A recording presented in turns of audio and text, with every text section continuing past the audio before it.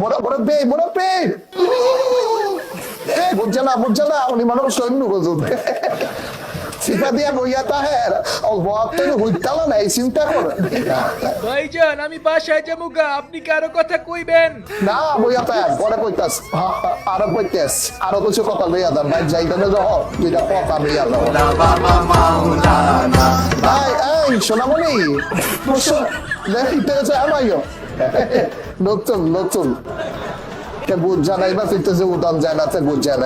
আমার বাথরুম চাপছে, আমি একটু বাথরুমে যাবো, আমি শেষ করে আবার আইসা পড়ুম। মনে করছো সিপা দিয়া বইয়া তাও